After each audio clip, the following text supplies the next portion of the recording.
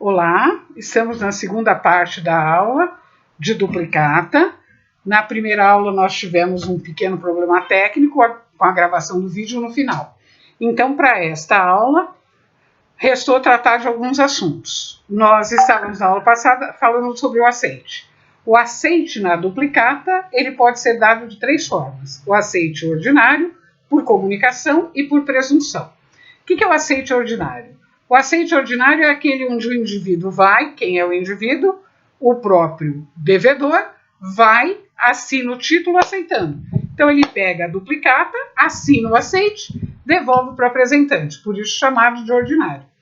Mas tem o extraordinário, que ele é por comunicação ou por presunção. Por comunicação, o devedor retém o título, mas ele afirma que aceitou. Ele afirma numa declaração à parte que aceitou o título e devolve o título para o credor. Para poder, então ele comunica apenas que aceitou. Devolve o título não, perdão. Ele segura o título com ele para poder pagar. Não devolve o título, devolve a declaração. E aí isso também é previsto pela lei, sem problema algum, está lá no artigo 7º da lei. E eu tenho a terceira forma de aceite, que é o aceite por presunção. No aceite por presunção, o credor recebeu a mercadoria e aceitou o canhoto, ou recebeu a prestação de serviço e assinou o canhoto. Se ele assinou, obviamente, ele aceitou. Então, presume-se aceito, porque ele recebeu ou a mercadoria ou a prestação de serviço. Então, neste caso, ele não devolve o título, porque ele já segura com ele para pagamento. Mas o credor já sabe que está aceito pelo devedor. Se eventualmente não houver o aceite, então se eu tiver recusa de aceite, cabe levar ao protesto, ao tabelião, para fazer protesto por recusa de aceite. No estado de São Paulo, nós temos um provimento da Corregedoria Geral de Justiça, que é o provimento de número 30/97. Lá no número 11, ele determina as condições para o protesto, por falta ou por recusa de aceite. Lembrando ainda um pouquinho da aula de protesto, nós vemos que protesto por falta de aceite tem a falta ou porque ele não pôde assinar, ou tem a falta porque eu não encontrei para que ele assinasse, não encontrei a pessoa para assinar. Recusa, eu encontro e ele se recusa à assinatura.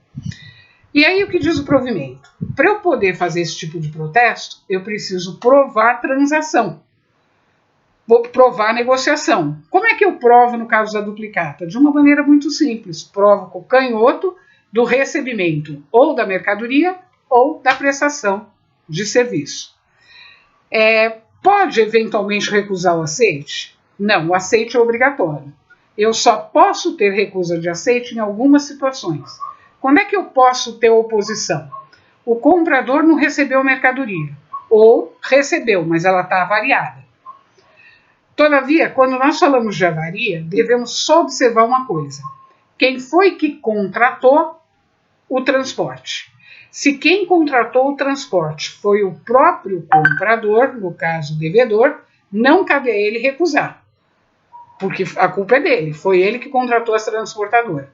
Mas se eventualmente a transportadora foi contratada pelo vendedor, aí sim cabe a recusa se a mercadoria chegar avariada.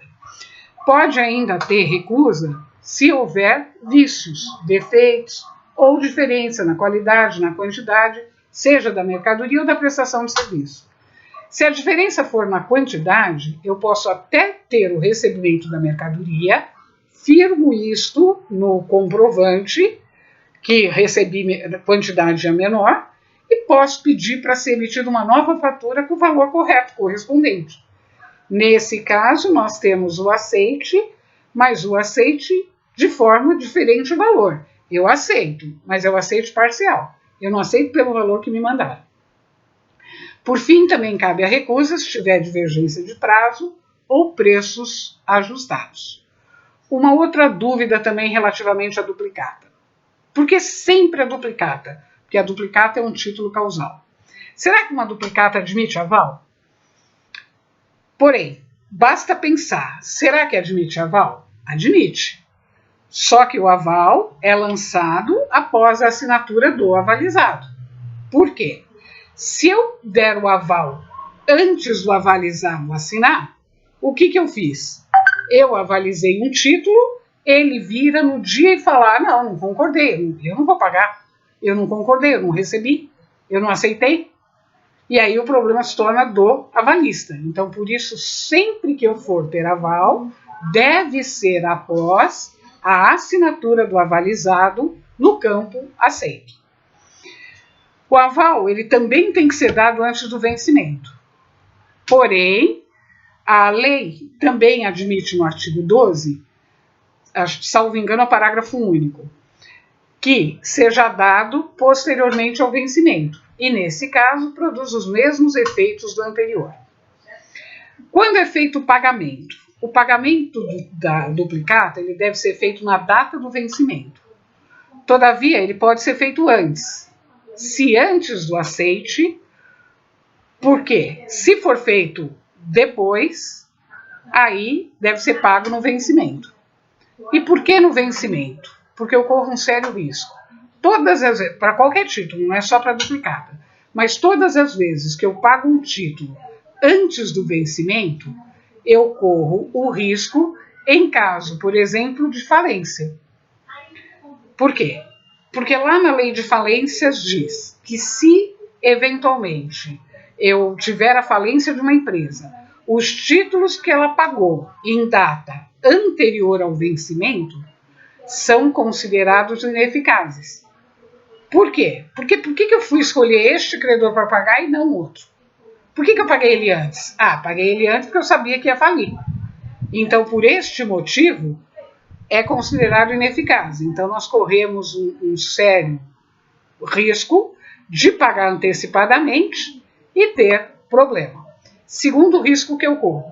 Vamos imaginar, paguei antecipadamente e não estou com o título na mão. Pago antecipadamente, não estou com o título na mão, neste meio tempo pode ser que o devedor, o credor, já tenha endossado esse título para uma outra pessoa. Se ele endossou para uma outra pessoa, eu também vou ter problema. Por quê? Porque eu estou pagando para a pessoa errada. Neste caso, o credor realmente pode vir me cobrar depois. Então, por esse motivo, não é interessante que se pague antes do vencimento. No caso da falência, porque este pagamento pode cair no termo legal da quebra, que é considerado um período suspeito e pode ser considerado ineficaz.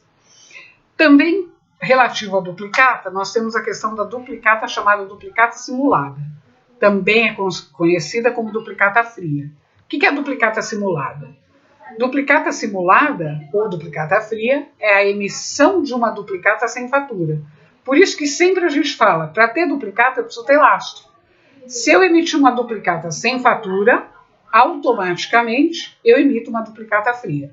Ou uma nota de venda que não corresponda à mercadoria vendida, ou ao serviço prestado.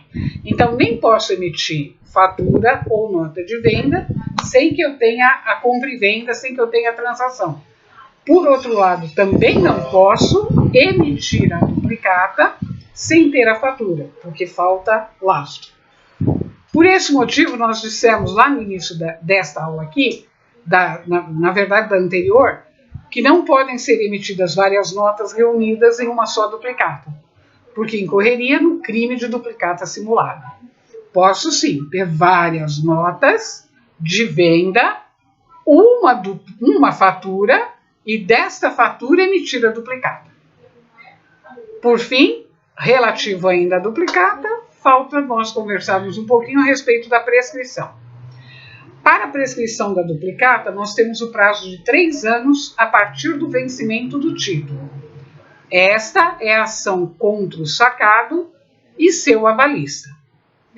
Então, para eu poder cobrar o sacado e o avalista, que são devedores solidários, eu tenho prazo de 3 anos no vencimento do título.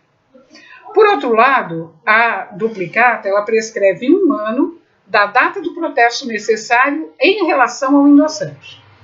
Então, se tiver endosso, prescreve 1 ano do protesto necessário. Então, vamos lembrar que se eu tiver endosso, eu não posso deixar de fazer o protesto necessário. Senão o endossante, eu perco o direito contra o endossante. E ela prescreve em 1 ano, a partir do pagamento do título, contra os coobrigados, pelo direito de regresso. Era isto que nós tínhamos a falar sobre a duplicata. A forma de cobrança é a mesma forma que nós já vimos na letra de câmbio. E hoje, então, nós ficamos por aqui, falando a respeito do final da duplicata.